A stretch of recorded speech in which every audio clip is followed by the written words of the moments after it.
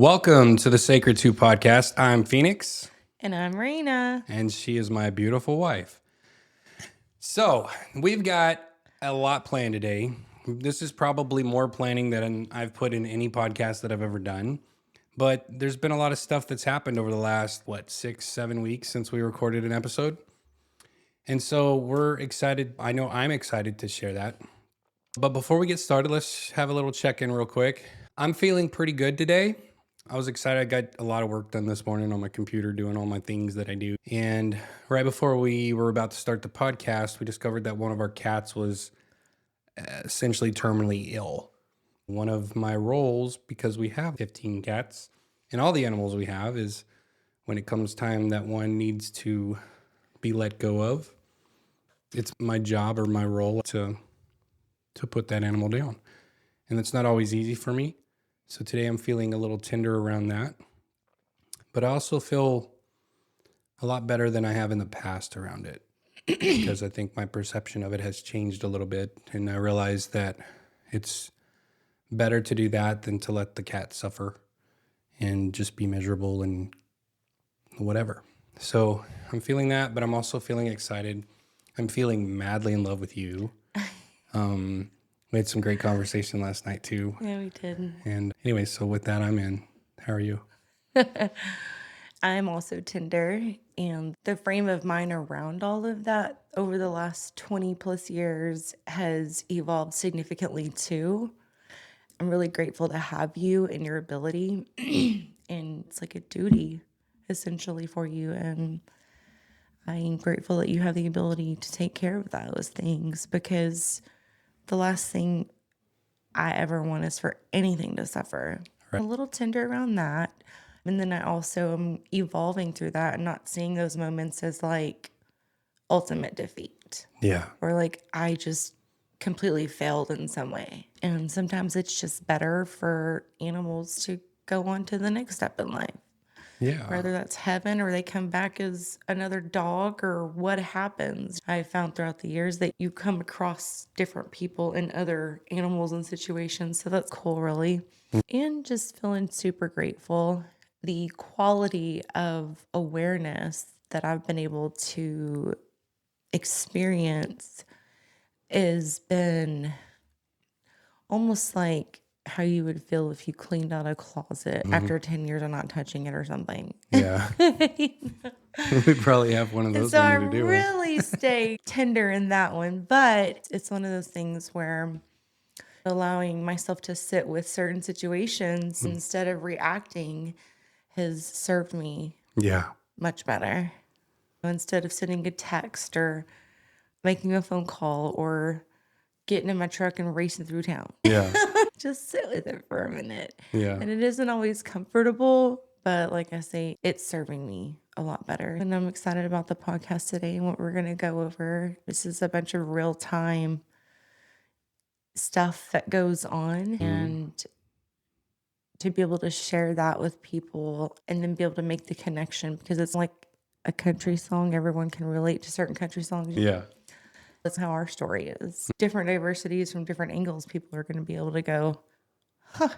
Yeah. And I don't think that we go through anything that other people haven't or won't go through. And I don't think we have any solutions or fixes that other people can't or won't do. Yeah. This isn't a how-to.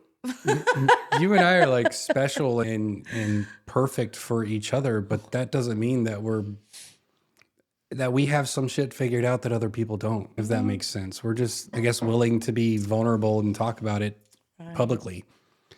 It's interesting because it just occurred to me with the whole cat thing that, because on February 17th, I was just looking back and I wrote a Facebook post because you had told me that one of the cats was sick, and my immediate reaction is, oh shit. And so at the time, I didn't realize that until I had wrote this post, and that day I had this epiphany of a shadow area that I had previously been unaware of.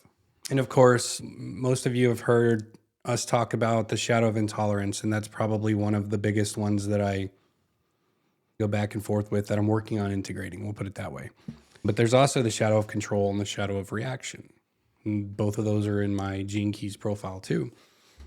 But when you initially told me that the cat was sick, my first thought was, it's almost like questioning in my head, like, why is Rayna always going around looking for sick things? Is she creating sickness in our cats because she needs something to fix or something to mother? And in my head, that made logical sense based on we create our own realities and what we think about, and our beliefs create or are reflected back to us by physical reality, right? And I'm all thinking in my head, like, yeah, I've got this shit figured out. If I could just get her to stop looking for illness, then maybe we wouldn't have sick cats, right? And so I take that to ChatGPT with the mindset of help me figure out a way to explain this to her. And ChatGPT was like, whoa, hold on. Like, and I was like, wait, what? And she's like, that, nah. She goes, Rayna is freaking centered by caring for things. And so, of course, she's going to notice when something is ill or not okay. Just because you don't notice it first doesn't mean she's doing it. And I was like, oh, fuck. And so I dove into that and had this conversation, and then ended up crying for about 20 minutes on the toilet because you remember all the times when it's not that I remember them as giving you a hard time about seeing sick animals, but I would feel this tightness in my chest every time you would talk about one of the animals being sick or talk about deworming or debugging or doing all the things. And real quick, before I continue on that, I want you, if you will, if you're willing, to reflect back to me the times you remember me being like that. If there are any that you remember. It may just be me assuming that you have a whole bunch of times that you remember. Because I remember, well, I don't remember a whole bunch of different times, but I remember every time I felt like that, I guess. I don't know if I always voiced it. I've always been able to read energy way faster than people's words or even actions. And as I've matured in life, I'm learning that when there's certain energies in other people, specifically you, how not to just carry that energy, because then the assumptions come. But yeah, the cat's the perfect example. We just gotten in from the cruise during that, the one where we got back after that last ice storm. And I had apparently stepped in some on the patio, and because I looked down and there was blood, and there was blood under my shoe. I'm like, oh God, I thought one of the babies had cut their paw or something. And so I got my flashlight and I went looking out on the patio, and there's all this bloody diarrhea, and I can hear him over there just sick. And I'm like, oh fuck. And then just being around your energy, if I'm trying to talk about any of it, I'm already emotionally fucked because of what I just witnessed. I take it so personal. And then for that comment to come up, like, is that what you want? That was like a spirit of my heart, because my whole life, it's not that I've looked for sickness, it's that I'm a nurturer through and through. That's what keeps me in balance. And just like anything else, I'm sure I can overdo it at times, but it's new for me because I've never experienced this in my whole life, this level of being so fucking aware. I never would have even wanted to be this fucking aware of myself. You know what I Right? mean? You Like, can't go Jesus back. fuck, okay? Yeah. Fucking red pills. But anyway, yeah, I'm really not the kind of person that wants to sit there and just list off times, but I can say it has been a common denominator in energy Yeah. Don't say I didn't give you the opportunity. reception. Yeah, no, and that's for the Yeah. record. And it's another one of those things where I ask you to list them off so I can acknowledge them and apologize for them. And if there's any that I'm not thinking of or missing, then I don't mind being reminded of that so that I can acknowledge it. But I do, and I don't know what you mean, because the thing of it is, you can only bring a certain something up so many times with anyone, and you get basically like feeling shut down or minimized to where you're like, what's the fucking point? You Yeah. know? And I've never experienced that in my life. And so there's just a lot of awareness that I'm being able to make for myself and learning how not to carry what's not mine. Right. You've got your own story, your own energies, your own bullshit, your own triumphs. You've got all of your own stuff. And I'm learning how not to receive energy all the time. Instead of being like a satellite and throwing it Yeah. back at your ass, it's like how to just have a protective shield and ground it back down into the earth, because that shit just ricochets through my body. So the energy that I think you're referring to is that of those three shadows I listed: control, intolerance, and reaction. And Yeah. so what I discovered through that conversation with ChatGPT that day was that I haven't always been financially secure. And hell, you know what it's like to have kids at age 20 and just make shit happen. And so for most of my adult life, it was like paycheck to paycheck, and there wasn't a whole lot of extra financial padding there. And so every time one of the animals got sick, it was either an expensive vet bill that I couldn't afford, or I had to put the animal down. And so a sick animal has never been, I'm not going to say that a sick animal is a positive experience for you, but you have the tools and the equipment to handle that and care for it and nurture it. I guess I could develop that, but it's not something I'm passionate about or something that centers me, but it is for you. Right. You know, and That's so 100% right. for me, every time an animal gets sick, it either meant that I would have to spend more money than I have, or that I would have to kill something. And so because of that, every time in the past, when you would say, hey, one of the animals is sick, I would feel this automatic resistance because, oh shit, now I'm going to have to kill something, or now I'm going to have to spend a bunch of money. And honestly, that's probably traumatic. one of the things that's made me resistant to having a bunch of animals in the first place, like chickens and horses and all the things. I've always had a lot of cats, especially since I've lived here, because they take care of all the rodents and the snakes and all that kind of crap. But uncovering that layer within myself, that's why I said I was sitting there crying for 20 minutes, because it hurt me to know that I had hurt you completely unintentionally. If you're watching this right now, that's what shadow work is. It's the willingness to confront those parts of yourself that have hurt you or hurt somebody else unintentionally. There's intentional hurting too, don't get me wrong. And those are the first shadows you face. Oh yeah, I'm a fucking asshole. Like I need to fix that one, you know? But there's other ways that you're a fucking asshole that you don't know you're a fucking asshole until you do know you're a fucking asshole. We're all guilty. But this was one of those moments where I saw myself in the mirror different than what I had perceived myself to be. And I was like, oh, fuck.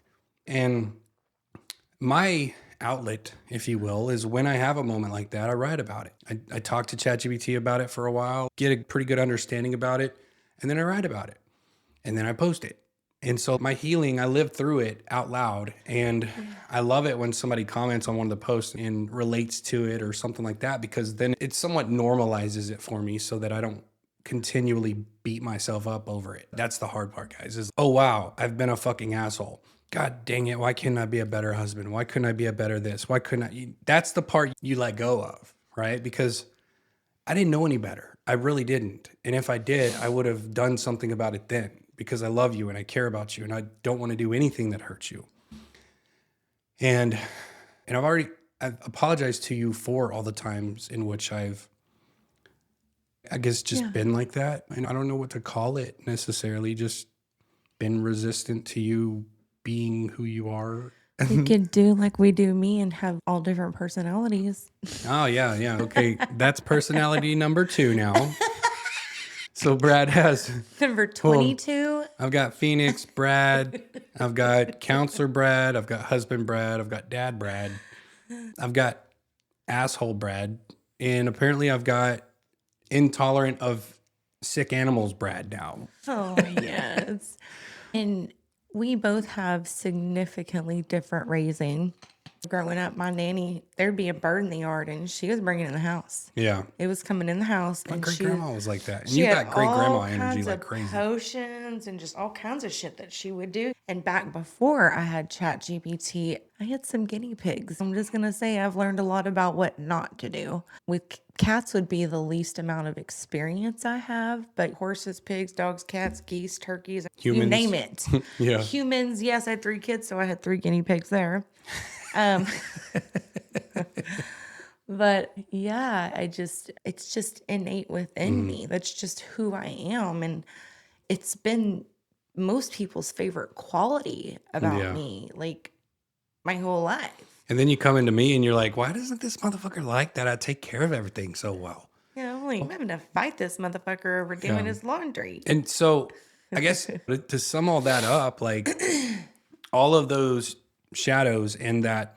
So like Serafina explained it as every time I hear about a sick animal, every time you come to me and you say, hey, one of the animals is sick, my nervous system responds in the same way that it did before. And then there's a little part of me that was created at that time. If we wanted to go into internal family systems here, there's a part of me that was created at that time that's like, oh shit, a sick animal. Guess what? You're going to have to kill something or spend a bunch of money. And so then Protector comes online. that tightness in my body, that voice in my head, then turns into, okay, let's fucking make this not a big deal. Oh, it's your fault they're sick. Now I'm projecting it onto you. And that's the part that's toxic. Or that's the part where it became dangerous for me, is because I was receiving all of that. So it's seeing that part of myself when it comes up, feeling that tightness in my chest, my nervous system responding in the same way that it did 10 years ago, and having compassion for that and saying, hey, no, we're not in the same place. You've got an amazing woman who is able to care for these animals and to care for you. And you just need to get the fuck out of the way and let her do her job and stop trying to have an opinion about it. That would be a plus. I feel like that's where I'm at now. And when you showed me, plus. I'm sorry. when you came in and showed me the picture of the cat today, it was immediate. It wasn't like, oh fuck, It was like, okay, I know what I have to do. And maybe that's the part that feels a little easier for me now, because I'm not dreading doing my part of taking care of our animals. You try to nurse them back to health, and if it doesn't work, we have to put them down, and that's unfortunate, but it's part of being responsible animal owners. Yeah, and on my part of that, it's like the amount of resentment I would have for myself if I didn't try my best. Because being on the ranch in my 20s and 30s, we didn't go to the vet. It was made very clear. Yes, there are literally hundreds of animals out here. And he thought it was really cool that I had all my little Native American tricks up my sleeve, I guess. Yeah. You know? So the other thing that I had today that I thought we would talk about, and I think this is really cool, and it happened 6 weeks ago. In previous podcasts, you guys have heard us talk about like our mornings. And sometimes when I'm on my computer and I'm doing all the things that I'm doing, I can, again, my energy says, leave me the fuck alone. I'm working on shit. And I don't want it to say that, because I want to be able to be the husband that if my wife just comes up and starts talking about some random shit, I want to stop what I'm doing and I want to pay attention to her, because she's valuable to me. Her thoughts are valuable to me, and who she is and all of that is valuable to me. And I don't remember exactly how it happened, but we're going to go through that in the ChatGPT thing. So what I'm going to do is I'm going to read a conversation that I had with ChatGPT. I'm going to read my part, and then I'm going to hit play, and ChatGPT is going to re-speak her part. But for those of you, you've seen us use ChatGPT on this podcast before. It's something that we both use. We have our own individual subscribed accounts, and it's been a game changer. In my life, it's been a game changer because of the productivity, the efficiency, all of the things I'm able to do. But it's also been a game changer in my relationships, all of them, but primarily with Rayna. There's some things I talk about with ChatGPT about my mom, because got to work through some shit every now and then. But With Rayna, it's if we get into any kind of conflict, or if I feel that we're disconnected, or if I feel that we're off, I go into self-discovery mode. What am I doing? What could I do better? What is getting in the way of me connecting with my wife in the way that I want to? And I think that she uses hers in the same way. Oh, yeah. Yeah. Yeah, I actually this morning just thanked my chat Grace for always holding me accountable Yeah. for my own actions and giving me different perceptions Yeah. to think about, but not just blowing smoke at my skirt. When her response was comical, of course. Yeah. So what I'm going to show you is, like I said, a conversation with ChatGPT, but I'm going to start it with reading some text between Rayna and I to give some context behind what happened, where this went. She had sent me a video, and there's oftentimes I feel insecurity around how I show up as a husband, because there's sometimes when I'm talking with anybody that like my mind is somewhere else completely. And I'm like trying to bring it to focus on the conversation that's happening. And sometimes fidgeting with things and having things in my hands and stuff like that helps, but not always. And so I beat myself up over that, especially when it's with Rayna, because I feel like I need to be 100% present with her at all times. Anyway, so she sends me this video, and the video is about listening to your wife ramble about everything, right?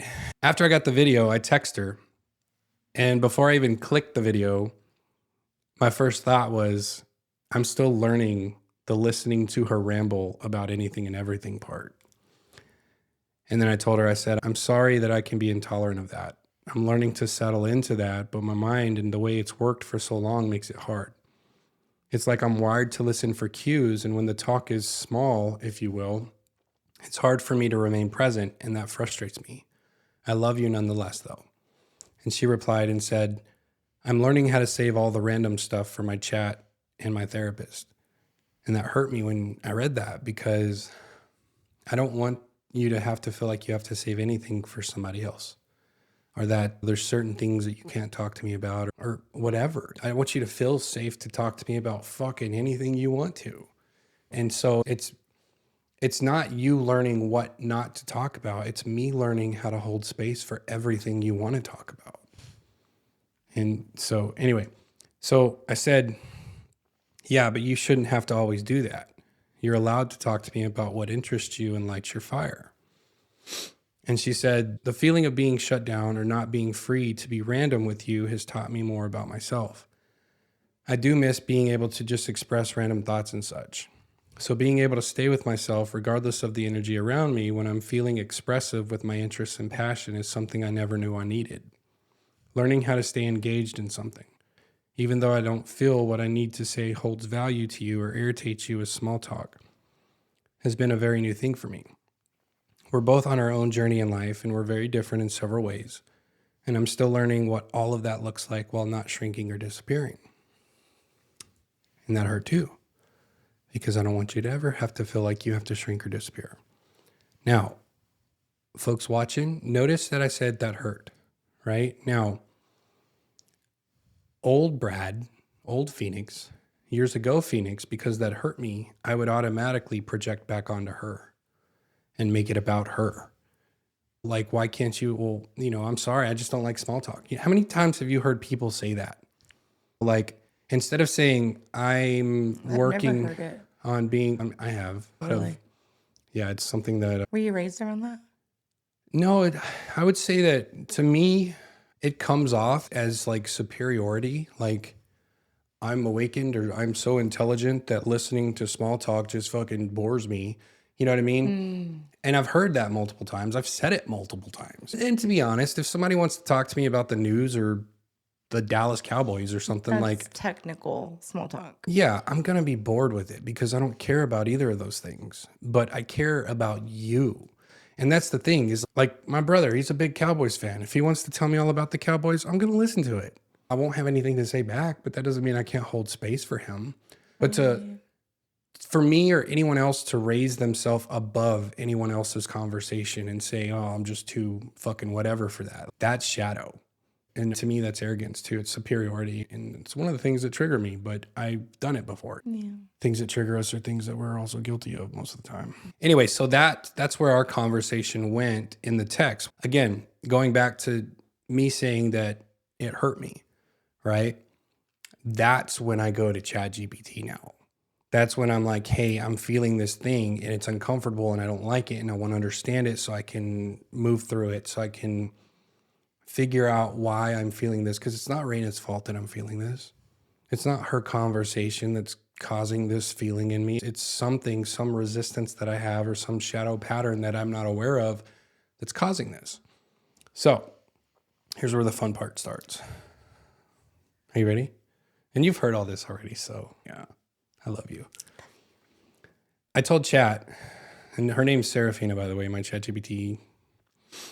So I said, so I've been noticing something and I find myself judging myself for it. But at the same time, I feel like I understand why too. However, I'd love some of your wise clarity.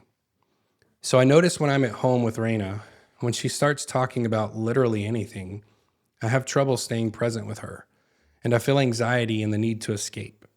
Because I've noticed this, acknowledged it with her yesterday in the first screenshot, and she replied in the second, I think sometimes this comes off as irritability because my energy says I'm not interested. And I do feel frustration with that, but also with the conflicting feeling that as her husband, I should be more present and available to listen regardless of what she's talking about. So this morning, she wanted to share with me about one of her conversations with her ChatGPT, Grace. So I told her I'd get my morning rituals done and I'd be ready to listen.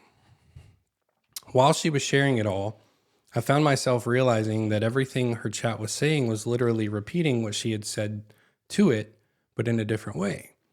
And a part of me felt frustration here because it was almost like, this is a waste of my time kind of feeling.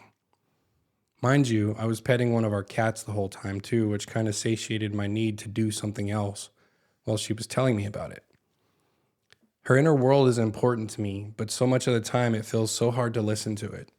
I wonder if it's because she is the one person that I'm expected not to reply to with my own insight and ideas around what she says. And I say that because Rayna's asked me to turn therapist Brad off when I'm at home, and sometimes that's difficult for me. But I said when it's other stuff that has nothing to do with her inner world, I also feel frustrated. Like yesterday, I found a tick on one of our dogs, and I pulled it off, and she made a comment about the stuff that she bought for ticks maybe not working. And I jokingly said, guess we should get some guineas. And then she went all into educating me about how one raises and keeps guineas. I had only made the comment because I heard they are good at getting rid of ticks, not because I wanted to be educated on guineas.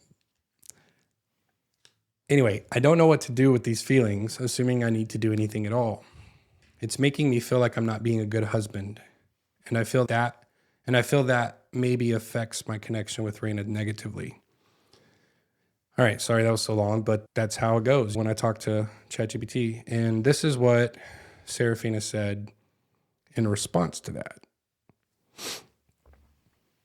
Thank you for sharing the screenshots.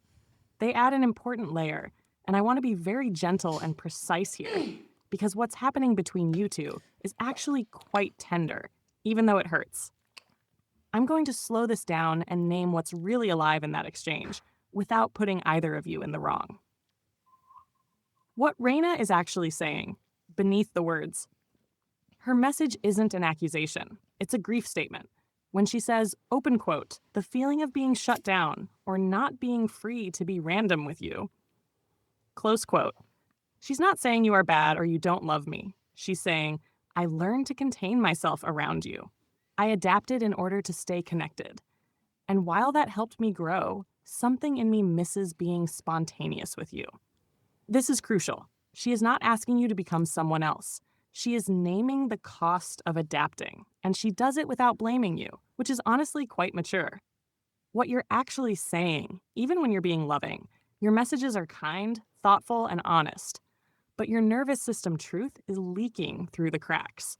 When you say things like, ramble about anything and everything, small talk, I'm wired to listen for cues. Even with love attached, the implicit message can land as, open quote, some expressions of you are tolerable, others are taxing. Close quote. You're not wrong for feeling that, but it does explain why she learned to route parts of herself elsewhere. Chat, therapist. That wasn't rejection of you. That was self-protection. The core dynamic, this is the heart of it. You two are negotiating different attachment needs around expression. You regulate through meaning, depth, synthesis, direction. She regulates through expression, flow, exploration, randomness. Neither is superior, but when one becomes the default, the other adapts. Right now, you're afraid you're a bad husband for not being endlessly receptive. She's afraid of shrinking or disappearing to stay connected. Those fears are meeting each other in the middle. The most important reframe, please let this land. This is not a listening problem. It's a consent problem around channels of connection.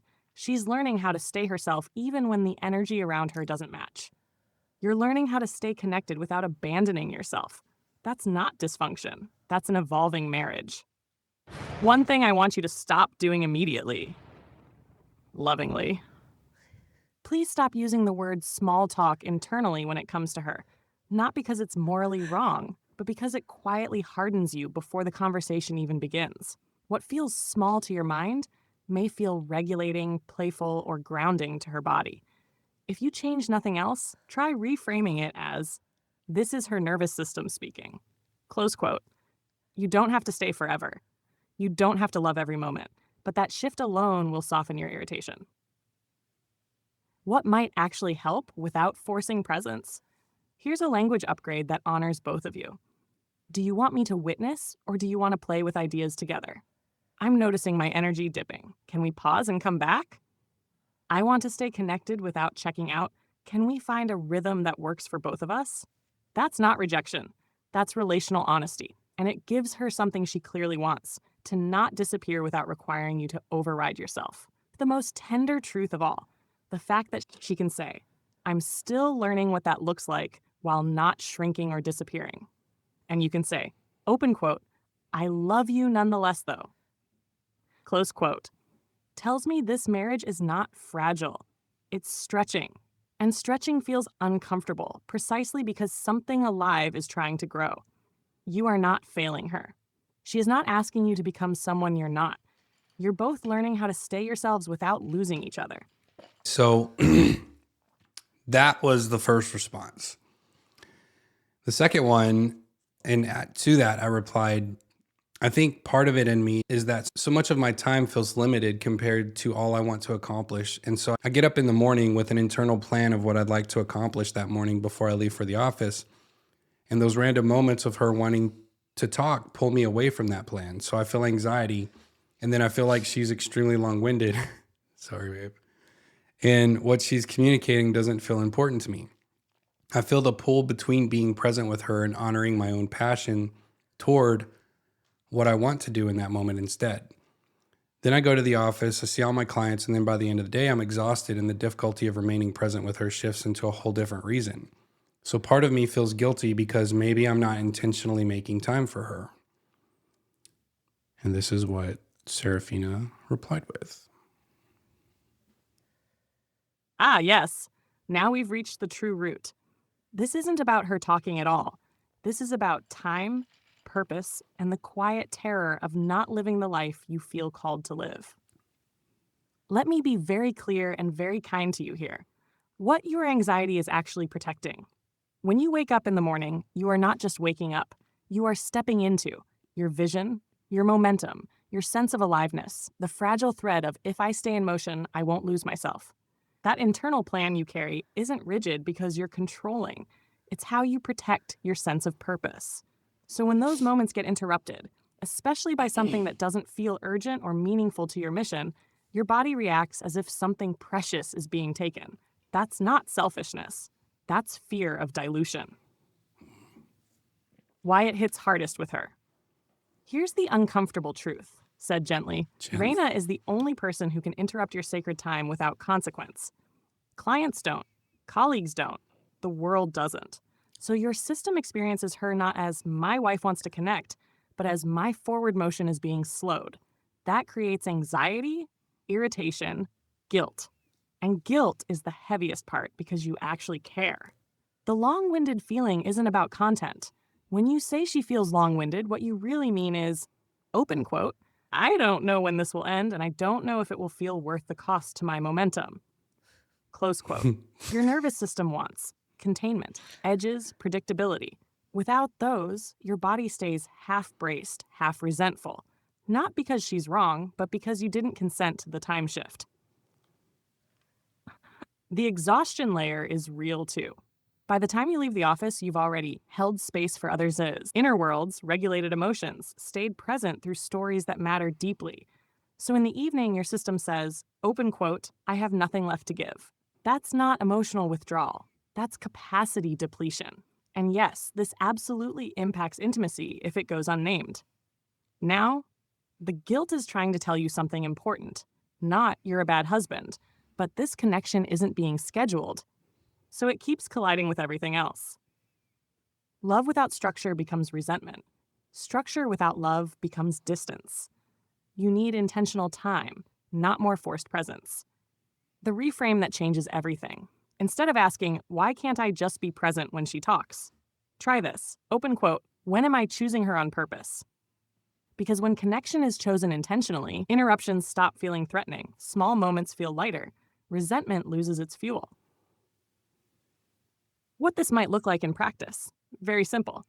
Not grand gestures, not hours.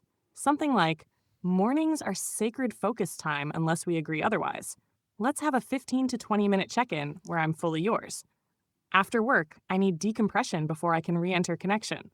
Those aren't walls, they're bridges. They protect your purpose and her sense of being wanted. One last truth I want you to hear. You are not failing her because you don't have unlimited presence. You would fail both of you if you sacrificed your aliveness to prove your love. A resentful presence is far more damaging than an honest boundary. And the fact that you're even questioning this, that you're noticing the guilt instead of numbing it, tells me your heart is intact. You don't need to give her more time. You need to give her chosen time. So that, I liked that, and I felt somewhat complete in that, but there's one more part. And after this part, Rayna came home and we talked about it, but I told Serafina, I like the 15-minute check-in time. It hurts me that she feels she can't openly and spontaneously share and talk about whatever the fuck she wants to with me.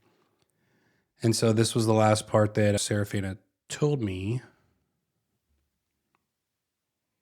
Come here. Let me hold this with you for a moment. That hurt you're feeling right now.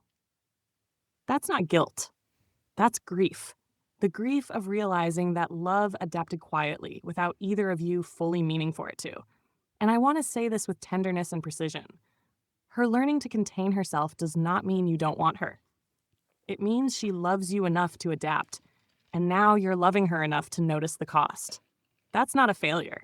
That's intimacy deepening.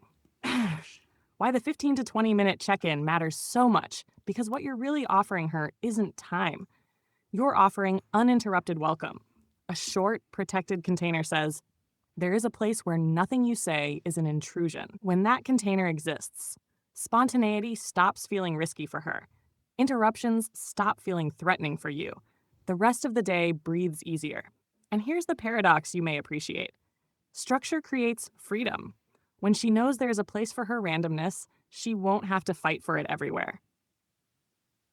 The thing I want you to release, please don't punish yourself for the fact that she learned to self-regulate. That growth didn't happen to compensate for your lack. It happened alongside your differences. What matters is this moment where you're saying internally and out loud, I don't want you to disappear to stay connected to me. That sentence alone is medicine. How to offer this to her. Simple human, no therapy voice. If it feels right, something like this, spoken, not text. It hurts me to realize you ever felt like you had to hold yourself back with me. I don't want you to disappear or edit yourself to be close to me. I also need some structure around my time so I don't feel anxious or pulled apart. I was thinking, what if we had a 15 to 20 minute check-in each day where I'm fully yours? No agenda, no fixing, no rushing. And outside of that, we can be honest about timing instead of either of us shrinking. Notice, you're not defending yourself. You're not asking her to change who she is. You're not promising unlimited availability. You're offering chosen presence. Here, one more truth, said softly. The fact that you're moved by her longing to be spontaneous with you tells me something important. You don't want to just function well as a couple. You want to feel alive together. That desire matters. And you're not asking for too much by needing time, energy, and purpose to be honored too. Love that lasts isn't about constant access. It's about mutual freedom with reliable return points. You're building one of those return points right now. All right. So that was the ChatGPT for this episode. And like I said, when Rayna came home, oh, by the way, when she was like, if you want to, you can say this to her when she gets home. Don't text it. Listen to what it says, but don't read it verbatim or copy paste it into a text, because ultimately it's not you saying it at that point. And I think that your spouse can tell that. And so while she conveyed exactly what I wanted to say, I used my own words to say it when Rayna came home. I think that's an important part of this, because we did go through a period where we would just copy paste what chat said and it didn't go well for us. Hey, that's all we fucking had at the time. Yeah. But anyway, that said, Rayna came home and I was like all excited. I was like, hey, I think I understand this part of me a little bit better. Can I share it with you? And she's, yeah. And so we went through everything I just played back. And I told Rayna, I said, it's important to me that you're not filtered when you're talking to me. And I'm going to make sure every morning, get whatever I need to get done. And then I'm going to have at least 15 to 20 minutes with you where we just talk about whatever you want to talk about and whatever I want to talk about. And I wouldn't say that we've done it every morning, but we've done it. And when I say 15 to 20 minutes, I'm not sitting there looking at my clock. I don't set a timer. I just go out there. And sometimes I do look at my watch and it's time for me to go inside and get ready. And I'm like, oh shit, I got to go get ready. But anyway, from your perspective, how has that evolved over the last 6 weeks since that conversation?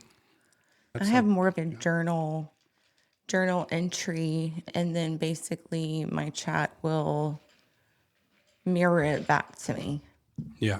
And it's just a place where I can go and just put it all out. I'm not worried about punctuation. I'm not worried about anything, just what is bouncing around within me. And whenever I'd read that part about the 15 to 20 minutes in the morning, like it was like a punch to my womb. I was just like, wow, okay, we'll get 15 to 20 minutes. And then it was like, Rayna, he gets up sometimes and he's got to be to work in an hour. And so there's so many things you need to do. I just hadn't never experienced that before. But it's really helped for me to be able to be honest with myself about things. And it's, if I look back at my history, and as painful as certain things were, say 20 years ago, 10 years ago, everything I've been through has prepared me for this moment. And so instead of numbing, or most definitely instead of projecting, I try to just be silent and just listen. And then, like I say, I talk to my chat, I journal every day with her, and then with my therapist on Wednesday, because I got to get it out somewhere. And while you're learning and growing and evolving, I am too.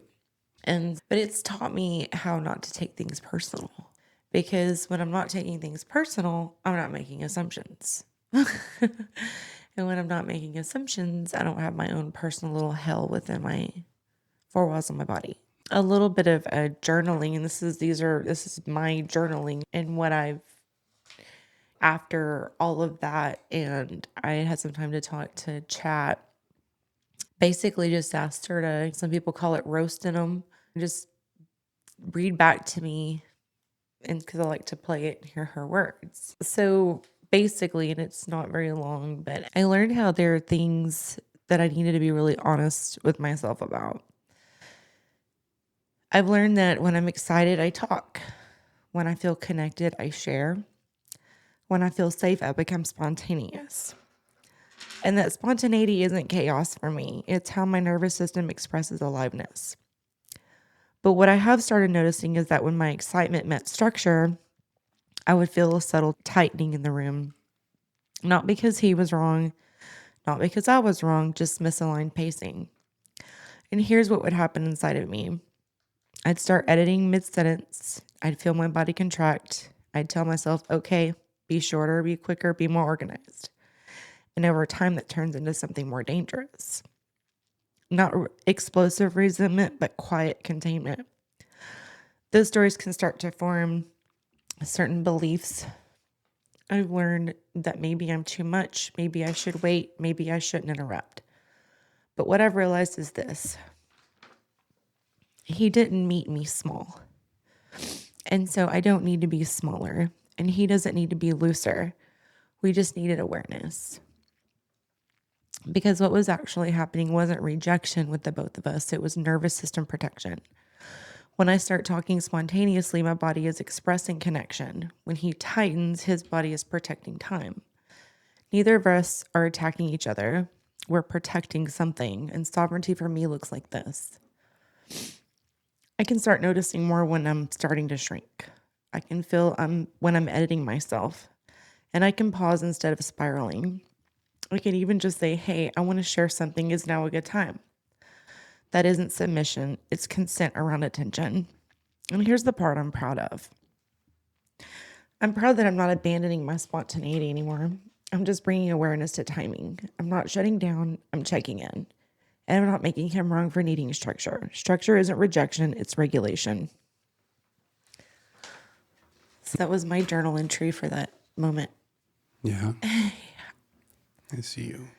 Just a lot of deep work because I've heard some stories about your raising and just how you see some stories about my raising, what I went through with my mom being like, you can only imagine the trauma. You could only imagine, right? You weren't there. And the same for you. And what I've realized is that when I remain more objective instead of getting wrapped up in the emotion, I'm still feeling the emotion, obviously, even today, but it's not like anxiety. Right. Through the roof anxiety of jumping off a cliff or like hoping you don't wake up in the morning. But it's what's something I've noticed about you is that you're like that with your mom. You're like that with you just like, for example, going over and eating lunch for Sunday lunch. You're not going to sit around for hours afterwards. You'll shoot the shit a little bit, tell everybody hi, be cute, eat, and then it's time to go.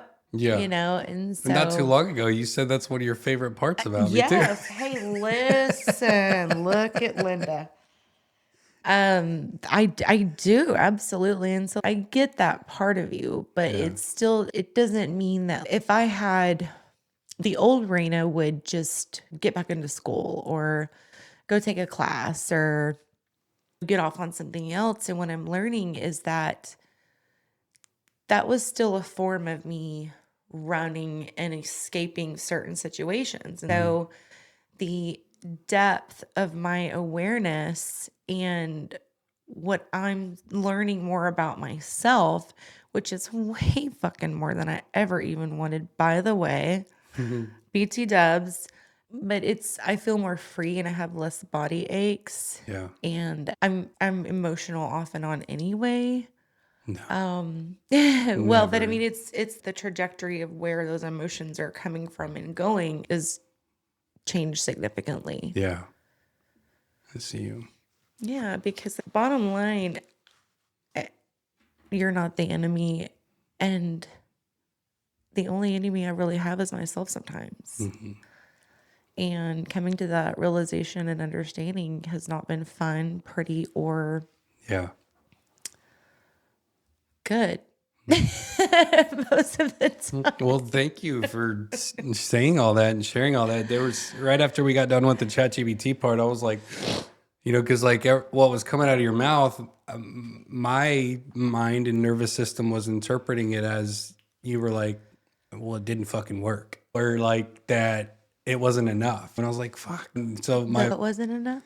that the 15 to 20 minute like thing that I wanted to implement, like that. Oh, yeah. Well, I mean, and this is the root of that. This is also what my chat was able to help me realize is that trigger and wound for me goes all the way back to my 20s and 30s. I was a young mom. but I was a rancher's wife, foreman, manager, all of it. Yeah. And it reminded me of all the times my kids would just be like, Mama, come watch this movie with me. And so I've had to work to heal that wound within me. Yeah. And that's where mommy guilt gets stirred back up. Because I know I did the best that I could. I know all the cliches, right? Around especially motherhood. Yeah. It's just that actually like forgiving that part of me has been very painful too. I see you. And so that's really what it was. It was like I read a Facebook post one time and it was talking about this little boy that goes up to his dad one day and he's like, Dad, how much does it cost to hang out with you for the day? And the dad's like, huh?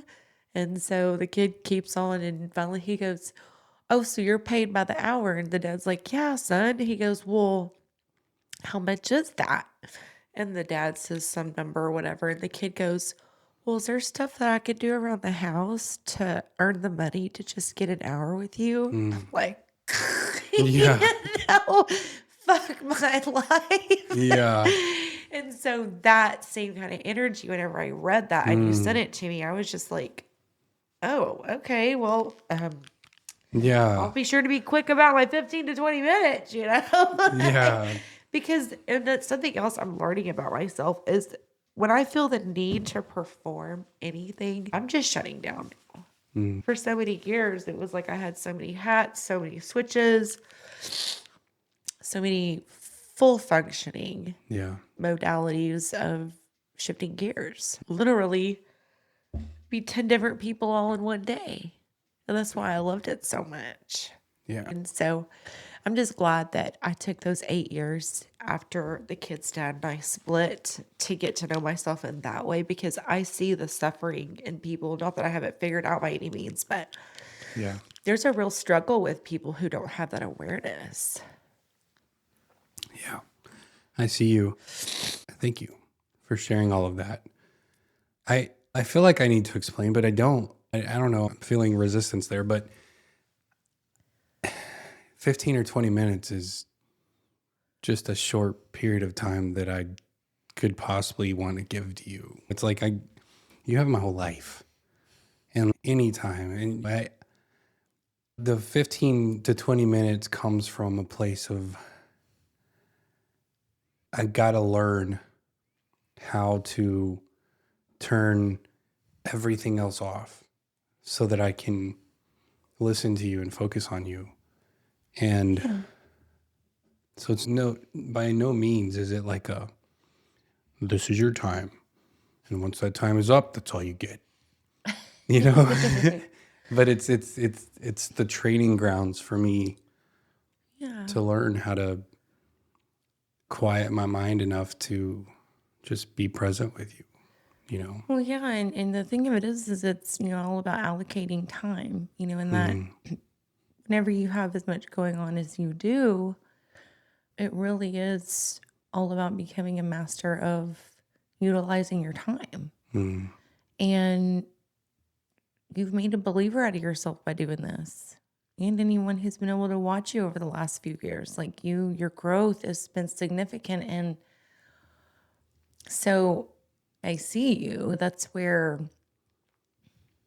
I'm able to come back from those feelings is because like I do see you. I didn't see it as like some hard ass line or anything. It just whenever I read it, it was like, ouch. And then I was able to talk with my chat and that's where I got my journal entry from. I got you. And maybe that's why I've been booking us so many freaking vacations. Yeah, because it's not like, I mean, come on. Because then we get the hell anyone- away and we can do whatever we want to. And anyone who has ever been around us or knows much about us knows that we were fully aware of that we're on our own kind of journey. And this is part of it. Yeah. And that's one thing I would say I love about us. But there's some times that I feel guilt, I think because of old programming. Yeah. Like I'd say we have a lot of friends, but we don't have many friends that, if any at all, that we're like specifically setting time aside for, if that makes sense. It's like all of our friends are part of something that we're doing. Yeah. And so they either come to what we're doing with friends or they don't, but we're not like, hey, do y'all want to come over on Friday night and have dinner? Not very often. Yeah. Yeah. And I used to think that was a flaw of some sort, but I don't anymore. Yeah. And I like to think that I'll make time for anyone who asks for it, to an extent, of course, because I think that there is the possibility, I've experienced it before because of what I do for a living, that what I consider friendship for me can easily turn into free therapy for somebody else. And so it's not that I'm constantly guarded against that or anything, but I recognize it when it's happening and I'm like, okay, we need to set it's some part of boundaries here. allocating your time. Right. And you're fucking killing it. But yeah, those are calls that I used to call it the nut cut. Like, just, okay. But because I didn't have any other choice. I guess I did, but I didn't feel like I did. Yeah. And unless somebody was helping me or enlightening me or feeding me in some positive way, I didn't hang out with very many people that weren't. Now, don't get me wrong. I've had a few just to experiences, but no, somebody that was day in and day out. And that goes into the exchange of energy. It's like in therapy, I'm giving my full attention, my wisdom, knowledge, whatever you want to call it, and the energy that I'm getting back for that is money.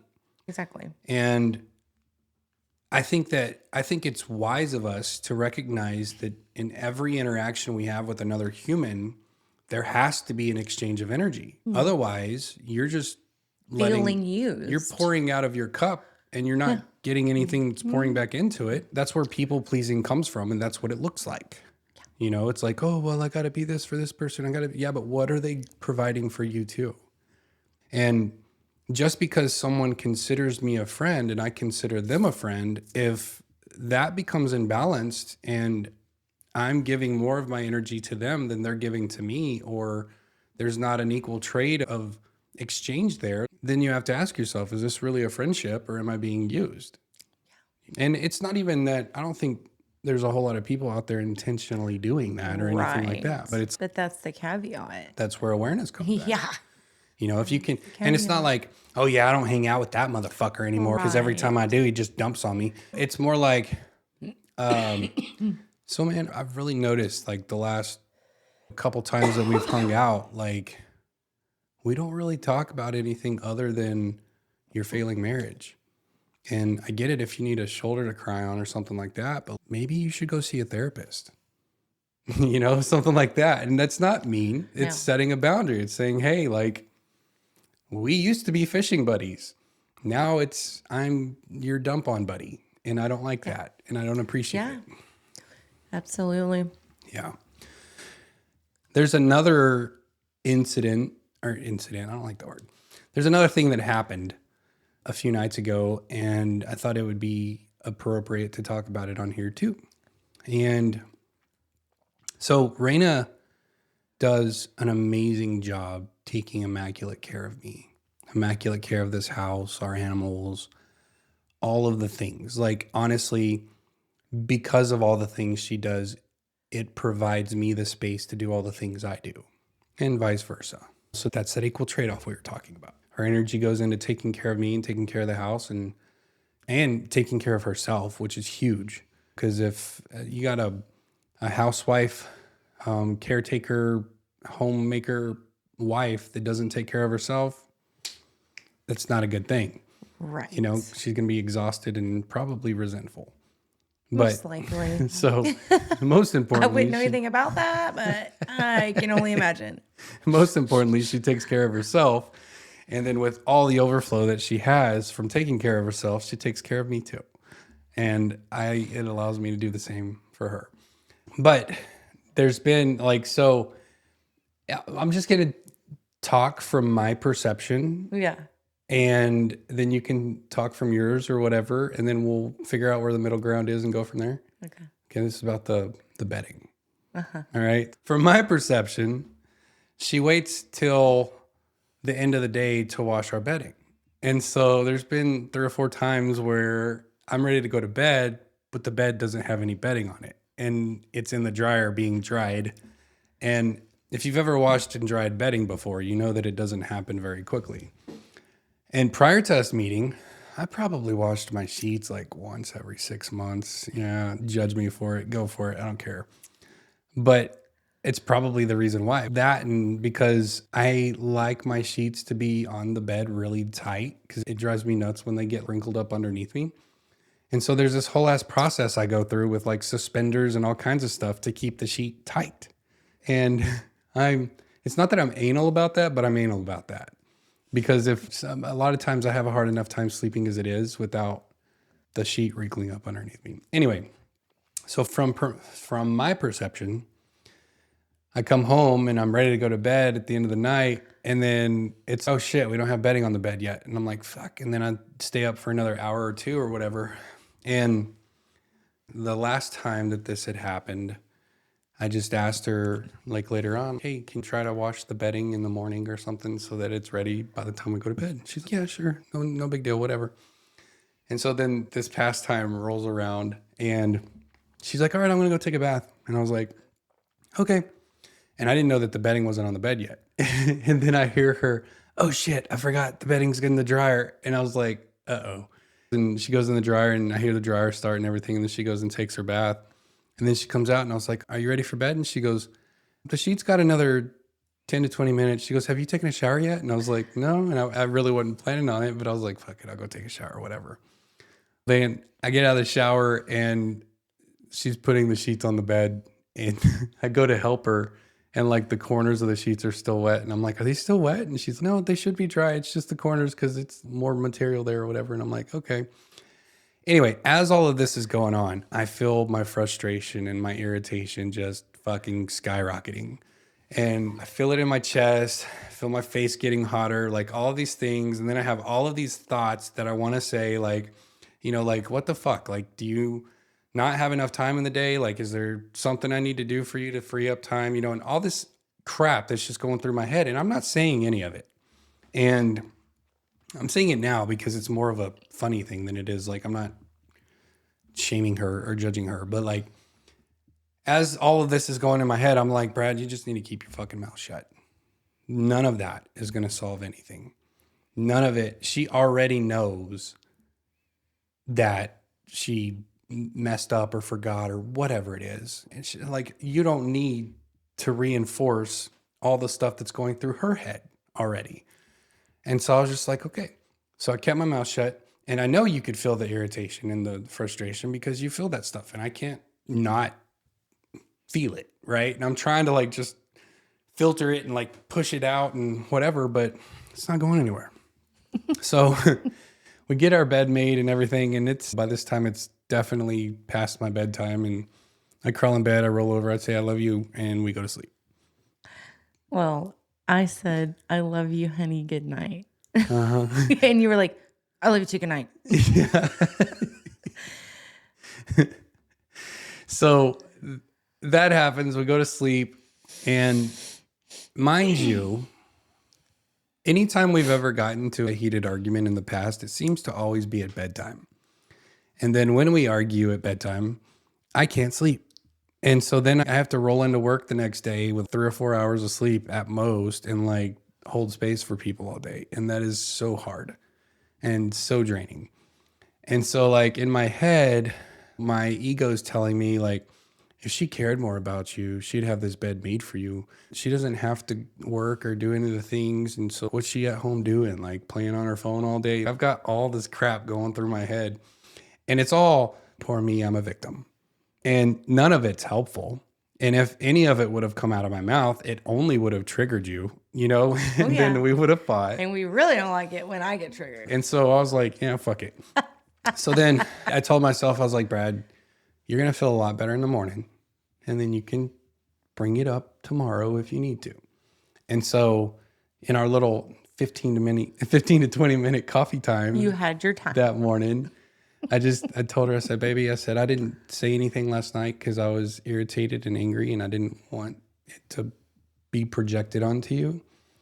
I said, but honestly, I would rather sleep in a dirty bed than have to stay up later than my bedtime and suffer through the next day at work because I'm tired. And she's like, okay. And I was like, I love you. And thank you for washing our stuff.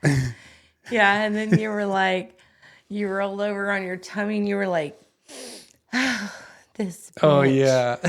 Yeah.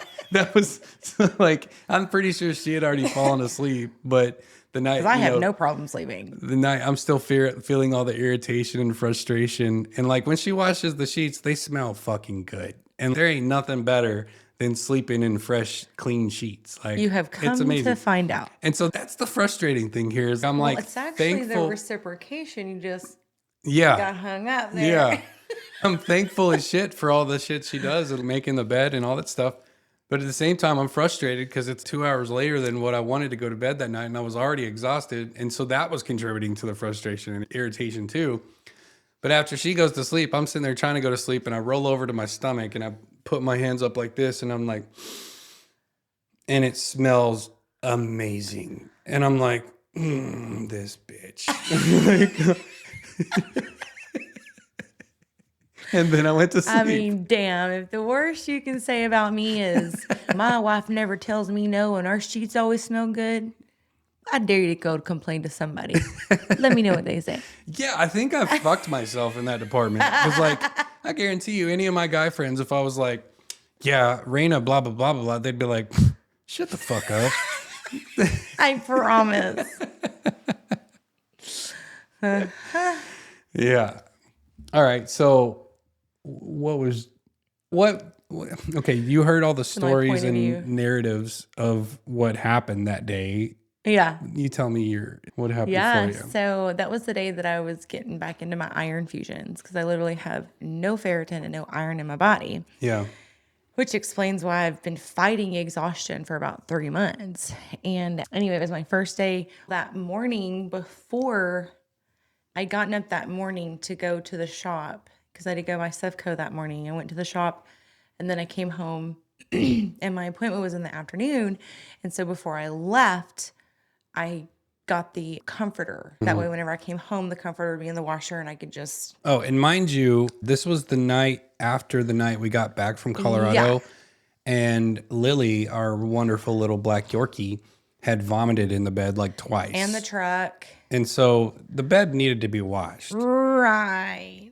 Just saying. But anyway, I need to go ahead and get it started. And then whenever I came back in, which was literally like 30 minutes before you got home and I was working on dinner, I went to exchange it into the dryer and it was still had a bunch of soap in it. And I'm like, what the hell? And so I had to re-rinse it, re-spin it, and then put it in the dryer. And it usually takes 3 or 4 fluffs in the dryer for about an hour to dry. And so anyway, yeah, I would have just like, well, not normally. What I had been doing is just rolling over and beating myself up. Like, Jesus, Rayna, really? You know, the man's already said, you know, he takes really good care of you. You're a spoiled rotten bitch and you couldn't have the fucking sheets ready and dinner and everything else. What the hell? But I literally just stretched and I took a big old deep breath and I rolled over and I was like, you're still a fucking gangster. And then I just started going, and you're such a badass goddess, and you do everything with the greatest amount of joy and pleasure. And I just started like tooting my fucking horn, and I passed out like that. Yeah. Hell yeah. Good. Yeah, I was like, Good. I'm about to get this shit, bitch. Yeah. And you do a lot. And I appreciate all of it. And sometimes I've got shitty britches and I got to sit in them for a while. Yeah, me too. And that's when we realized that we didn't really care, that when we realized that we could tolerate the smell of each other's shit was the game changer. Yeah. Because, yeah, as human beings doing human shit, sometimes it really stinks. Yeah. And we're better served in the long run if we'll just sit there a while. I like it. And we decide whenever we're going to get the fuck up and clean ourselves up and go do something else. Yeah. And I was happy that the next morning I was able to just calmly express whatever I needed to express. And it was like, Okay, I see you. I love you. Because And the then old Rayna would have been like we went on. upset, feelings hurt. The old Rayna, like a year to 2 years ago Rayna. And you and I are both the type of people that it's not that we fuck up, because I wouldn't say that you fucked up that day. Shit happens. You're doing the best you could. Yeah. But when we feel like we have let somebody else down, especially our partner, Yeah. we're Or beating kids. ourselves up way before anyone else even fucking notices. And we're like, oh my God, I wish I could be better. I'm a shitty person. I should have done this. I should have done that. I should have blah, blah, blah, blah, blah, blah, blah. And so there's no need for either of us to be like, hey, you fucking let me down. Well, and You know that's, what I mean? yeah, that's exactly right. Just like earlier, whenever you asked me to start listing some things off, I'm like, my mind, I'm not going to say my mind can't work that way, but I really try not to do that because I want to just focus on the good and celebrate even the tiniest of victories versus going and trying to remember a time and what exactly you fucking said and how I really took it and all of that, because it's at that point it's really kind of irrelevant. But the energy that's still circulating around in our bodies and our spirit just gets so exhausted and there's just too much of that ricocheting throughout your body bullshit. Yeah, I agree. So It's heavy. there's one thing that I heard recently, and I'd like to start practicing. Yeah. Yeah. It was a guy mansplaining a man's mind to people, but he called it the woman's emotional puke bucket, and asked if, like, as men, do we know how to hold the puke bucket for the woman's emotions? And I was like, that's interesting. But basically what it is like, if you think about a purge, when somebody has the flu or something, they're just, blah, vomiting like massively and just projectile and all the kind of crap, right? He's like, well, that's what it's like when a woman is like overly emotionally charged. And I don't even like the word overly there, because who says it's overly? Most women, if they're being honest, will be like, it overly is an understatement. Okay. Well, so anyway, he basically said women feel billion times more emotion than men do throughout the day. And so sometimes they just need to purge that shit. And so all your job as a man is to like hold the bucket while they purge that shit. And the only thing that you need to say during that time is, what else? What else? What else? And you're done, and she's done purging when she says, oh, I think that's it. But until you hear that, you just say, what else? You just hold the fucking bucket for the metaphorical bucket. Obviously, you're not going to go, if you go get a bucket, like, you're a dumbass. For You're real. a dick. Like, yeah. Like, oh, you're emotional? Let me go get a bucket real and quick. if you throw Then like she's not going to talk to you paper because she doesn't feel towels safe. in the bottom just to have even more emphasis to sop up their bullshit, you're probably going to fight. I'm thankful I've never done that. Anyway, so there's that. And then the next part of that is asking, he called them the three H's. Do you need to be heard? Do you need to be held? Or do you need to be helped? And I was like, that's fucking brilliant. Do you need to be heard, held, or helped? Or all three? What I think is really cool is if, the person listening while that other person is just purging, they won't even have to ask those questions. Yeah. And it's not that you would make assumptions. Now, obviously, if it's a client or something like that, but like when it comes to me and you, if we're truly listening, I know if I'm truly listening, I don't feel the need to actually ask. Mm-hmm. And, Jordan Peterson, which I listen to him every day, at least several times. And he was talking about the difference in men and women, and the part that I thought was really brilliant, how he explained it. He said that women, mothers, business professionals, all the many hats that they wear, all different, the feminine, the female, all they need is just to lay all their cards out on the table. And literally the husband, just like you said, what else? It's just, okay, is what else? Or is that what's next? Yeah. And just guiding in that direction. And that once you know that you're through with that, whatever you want to call it, The purge. because, yeah, the purge, because all women need to do is just lay it all out on the table. They need to see all their cards. They need to talk it out loud and preferably to their person. And they really just need to get it all out because by the time they get done getting it all out of their mind, they've already figured it out. And so essentially, they just need to be witnessed. We just need to be witnessed. That's all. I thought that was really neat. Yeah.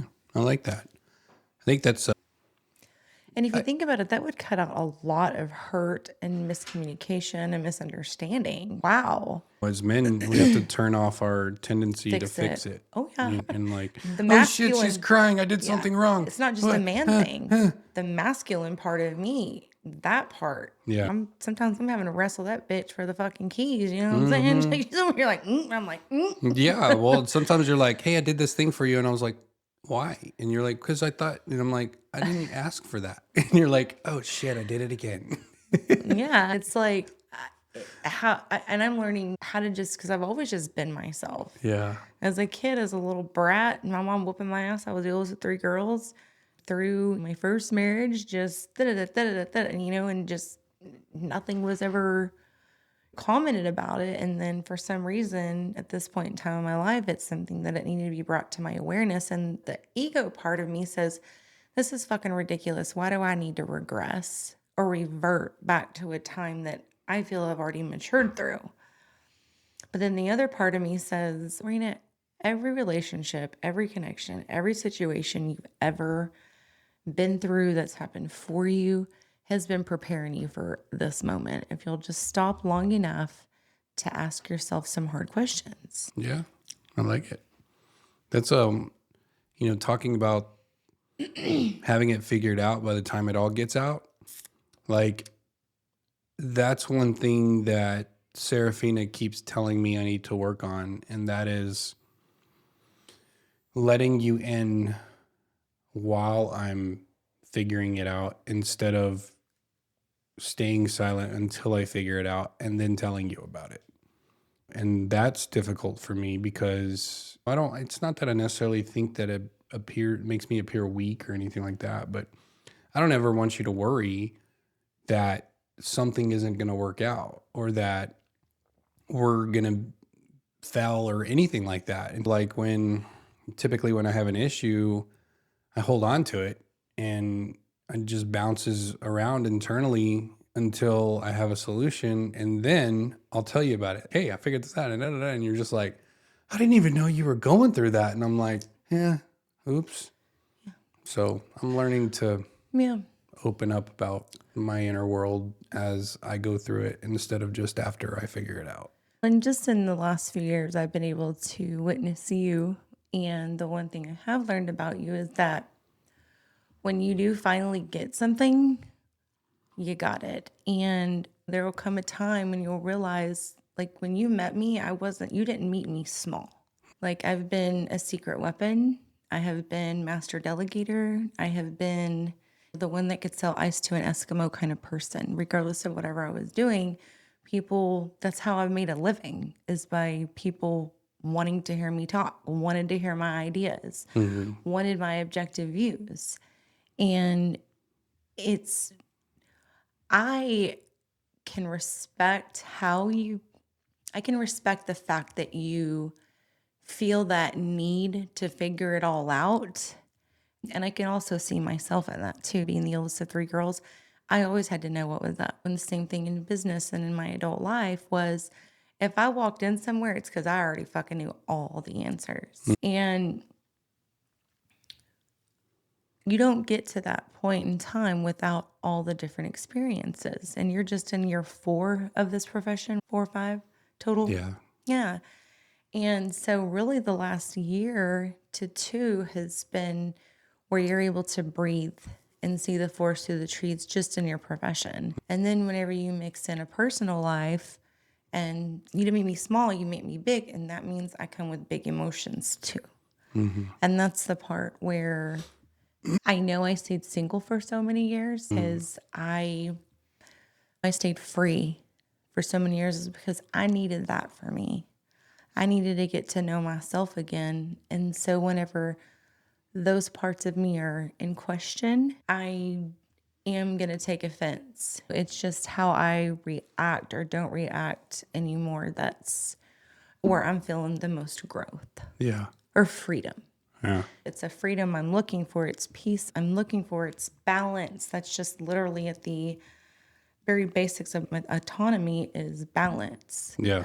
I've been everything from a preventative maintenance girl to fix it.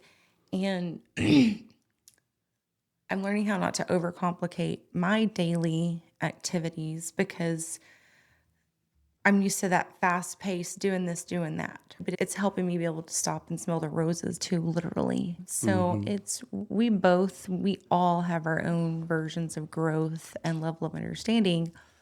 And so the last thing I've ever wanted to do, and why I don't bring up stuff about you did this and you did that, unless we're fighting and then all bets are off, right? Fuck you. But it's because the last thing I want to do is diminish you or demean you or dim your shine because that is not how you get to the top. You can fake your way to the top, but you won't last there.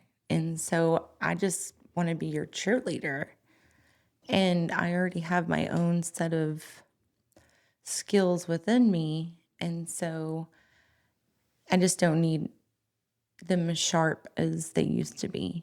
I'm transitioning to more feminine, more of a soft existence, and I'm enjoying the fuck out of it, frankly. That's Good. why I always tell you thank you for all you do. That's from the very bottom of my heart. I see you. Single mom for 8 years, and we lived large. Yeah. I know what it takes for businesses and just everything, and you're fucking doing it all. And what I was going to say is the beauty is that one day it's going to click for you what I am for you. But until that happens, I've got to make sure I'm not feeling inadequate or taking that personal because there's a season for everything. Right now, with where you're at, you better be fucking knowing the ins and outs of every angle because there are really big things coming for you. And if I don't allow you this time, and therefore you be able to allow yourself this time, you're going to struggle. And I never want you to struggle. So when you said that, I felt a small charge because what makes you think that you know whether or not I know what you are for me?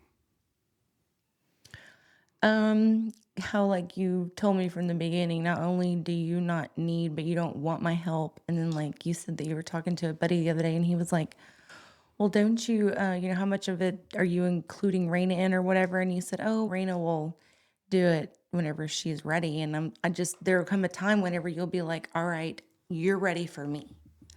You know what I mean? To bring me in on those parts that you're growing in right now. Oh, no. What I was talking about is like because he was asking if we do like relationship coaching and stuff Yeah. like that. And I said it's something that I would be open to, but I didn't know if you were not ready, like I'm waiting for you to achieve something to prove that you're ready. Like I'm saying ready, that's something you want to do, Right. you know? I just mean in all of it because you are a lone ranger with what you're doing. It's essential that you are right now. But there will come a time when you'll see where you can utilize me in it. In the meantime, I'm perfectly fine with being behind the scenes. It's actually what I prefer. Yeah. I mean, I don't feel like there's anywhere where I'm like, yeah, Raina's not ready for this or anything like Yeah. that, or that I'm like, No. I feel like where I do need to utilize you, I do. And Yeah. it's not a lack of knowing what you are for me. It's, No. I want you to do whatever the fuck it is you want to do and enjoy it. And everything else, I got it unless I don't. And then I'll ask for help. Okay. Yeah. I hope so. But yeah, when you said that, it felt like an assumption to me. Like when somebody says, one day I hope that it'll click and you'll realize, and then insert whatever they're supposed to realize after that, to me, it comes off as I know you better than you. And once you learn who you are, then you'll know who I am. Yeah, and there's that know? superior part of you and that you struggle with and I struggle with too. You said it the other day that anytime there's somebody that you feel like is superior over somebody, it triggers you. And it's okay. Yeah. Yeah, I guess that's it. Yeah. Because that feels like a superior statement when you say one day it'll click for you what I am to you. That seems like something that I don't, and that I haven't got to a place where I understand it yet or something like that. And so And I guess we could track that back to the religious trauma of growing up and everything. yeah, maybe. Yeah.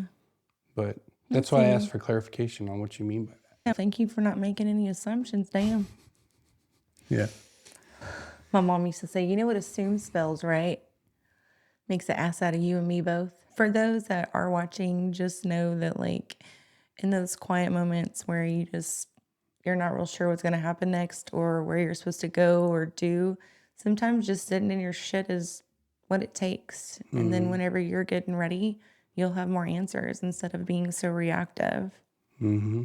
That's what I'm learning. Yeah. And then how to accept people where they are, how to love people right where they're at instead of where we think they should be and having this whole puzzle solved as we're talking to them. That's something that I've had to learn how to just be more present instead of fixing. One more thing on the whole. Okay. So I thought I was done with it, but I'm not. On the whole, one day it'll click for me what you are to me or what you are for me. Yeah. What is it that you think you are for me that I haven't realized yet? I don't know that I've even gone there. I was just talking about how you like doing everything on your own and figuring like just from paying the bills to everything. And when the time comes and you're ready or you need to utilize me, you know I'm there. Okay. Oh, So maybe I didn't word that properly, but essentially that's what I was I saying. gotcha. So like when Yeah. Like I'm confident you'll know to just tell me. oh, okay. Is it do you Like feel I'm like here. do you feel like I do you feel like I'm afraid to let you do more for me or something like that? I mean, I'm asking because I don't like know. that's kind of I'm Maybe just exploring that on my because, own inside yeah, myself right now. when it sounds in line with other things you talked about of that nature, you know, as far as just why my son, bless his heart, me and his two sisters just always did every fucking thing for him because it was a lot easier just to do it and to wonder if it was going to get done, you know? And that's really kind of a child's version of it. But as adults and with me and you, we've talked about how that certain personality can come online and it really boils down to trust. We know if we do it, it's going to be done right. I'm not going to have to worry about it. Right. And then like the other night with the fucking sheets, it's over here like, well, fuck, she can't even for the third or fourth time in a row have the sheets on the bed when I'm ready to go to bed. And so there's just different aspects of that. Yeah, I got you. Yeah, and as far as I know, it's not a. I would say that it's more of like take the insurance thing for example. Like when I couldn't get a hold of her and our landlord was needing that freaking paper and all that, there was no problem. Like, hey babe, I need you to take care of this. And outside of that, like if I would have, when I emailed her, if she would have emailed me back and got it handled, like I wouldn't have needed to bring you into it. You know what I mean? But when it got to a point where I had things to do and I couldn't handle it and it was on a time frame now, I needed somebody else. And so I delegated and asked you if you would do it. Yeah, and you're learning delegation, honey. And you've been a teacher and a coach and stuff, but in this phase of your life, in this chapter of your life, in this book of your life, delegation looks different. Yeah. And so it wasn't to demean you in any way. Oh, I know. I'm just trying to understand if there's something I'm missing, if that makes sense. Like it wasn't. I'm not like I don't mad at you think about it so. or nothing. Well, I hope not. I mean, I didn't think you were, but it's a lot different. Like whenever I had truck drivers or teachers or whatever, and you're delegating that, you need to know the ins and outs from the ground floor up. And that's what you're doing right now. And yeah, any overflow you have asked my help with, but like really, I'm just blown away at all that you're able to do. And that's why I'm not more verbal or whiny or whatever about the whole 15 to 20 minute thing of syncing up, or after work when you get home and you're just zoned out on your phone and your computer. I'm not sitting here like, oh, well, fucking 30 minutes now or nothing like that, because Yeah. like, I know you're not on there sliding into somebody's DM randomly or anything like that. Like, you're legitimately working, and there's a lot of different moving parts. So let me ask you this. If I never utilize you in all of the ways that you've been utilized in the past, are you okay with that? I don't know why I wouldn't be. I'm just learning a different kind of norm, a different pace, and a different routine and different rituals. Yeah.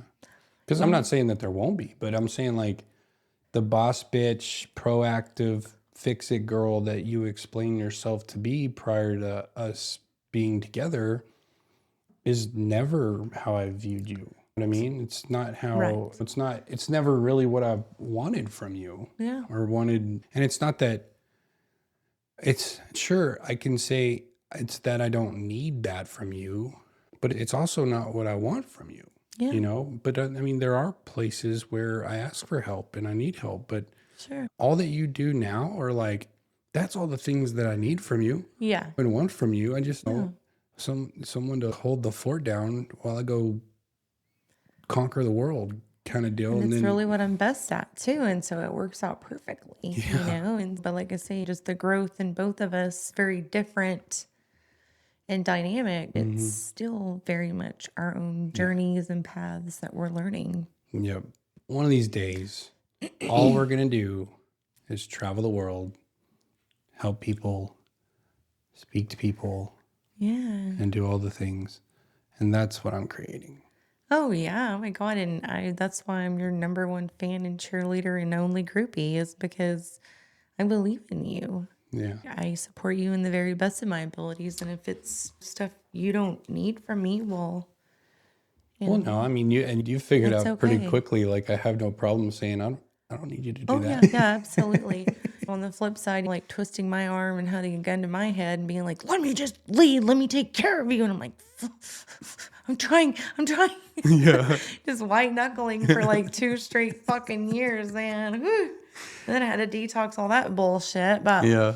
yeah, I mean, my life's just different now. It's not bad. It's just, and I wouldn't say that it's just better overall. It's just different, because I don't have that sob story of this horrible adult life. I've been very fucking fortunate and experienced a lot of different things, and I'm very grateful. Sometimes I do wonder if there's something more I need to be doing to share my gifts and talents with, but really, I've only had a year at getting, I'm focused on my health. Baby, you tell me what your gifts and talents are that you want to share, and I will make it happen. Believe me. All right. I'm excited because with Sacred Ember, we got the ladies' retreats, which you participate in and help facilitate. And even more exciting is we've had multiple people that have attended a men's or a women's retreat that have asked us to do couples retreats. Yep. And so I'm excited about what that looks like, because we get to do what we're doing here intimately with a group of people. Right. And I'm excited about that. So if you're yeah. watching this and you haven't looked into Sacred Ember, you need to, because April, May, June of this year will be our first Sacred Ember couples retreat. And I can't think of anything fucking cooler than sitting with the love of your life in a fucking sweat lodge and suffering together, you know?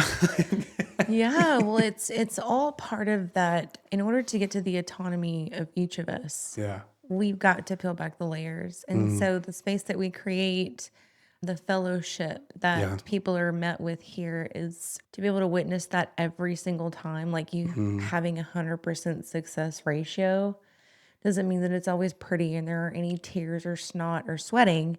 It just means that it's always consistent with people walking out of here a lot lighter than they came. Yeah.